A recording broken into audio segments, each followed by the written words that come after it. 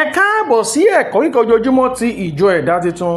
Òní ọjọ́ ìṣẹ́gun ọjọ́ kẹsàn-án oṣù kejìlá ọdún 2025.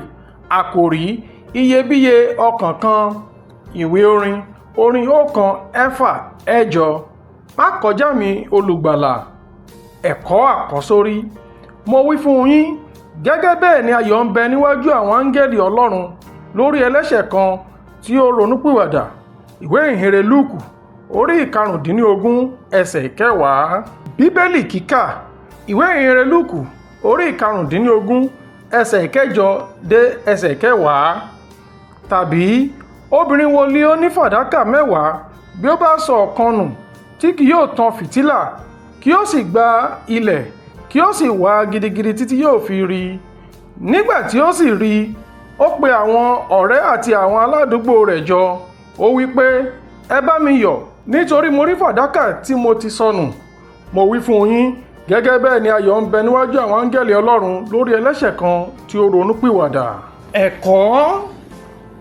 Jesu lo ìtàn obìnrin tí ó sọ fadaka nù láti sọ bí ọkàn ṣe iyebíye sí Ọlọ́run.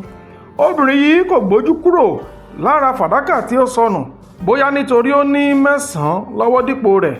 Ó tan fìtílà, ó sì gbá gbogbo inú ìyẹ̀wù rẹ̀ ní ìrètí láti fi pẹ̀lẹ́pẹ̀lẹ́ wá títí òun yóò fi rí.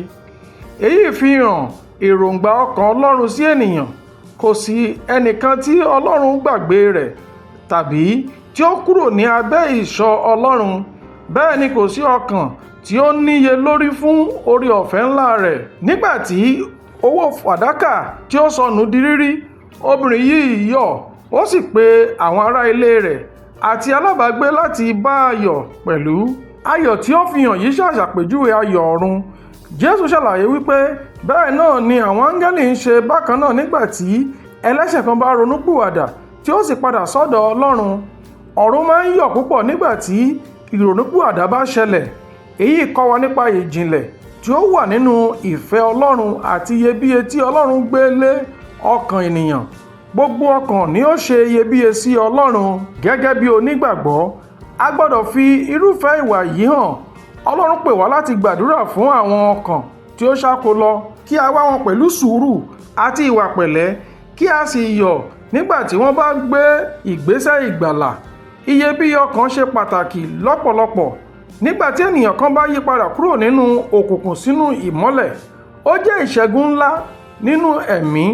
Èyí jẹ́ ayọ̀ Ọlọ́run, ó sì yẹ kó jẹ́ ayọ̀ gbogbo ọmọ Ọlọ́run bákan náà. Ẹ̀kọ́ àmúrelé. Gbogbo ọkàn ló ṣe iyebíye sí Ọlọ́run, a sì gbọ́dọ̀ wá wọn títí wọn yóò fi padà sọ́dọ̀ Ọlọ́run. Àdúrà. Jésù Olúwa, fún mi ní ọkàn láti tẹ̀lé ìfẹ́ rẹ. Olúwa, jẹ́ kí ọ̀run yọ̀ lórí ayé mi àti nípasẹ̀ ìjẹ́lẹ̀rí mi nípa ìfẹ́ rẹ. Àmín. Títí di ọ̀la, ó dàbọ̀.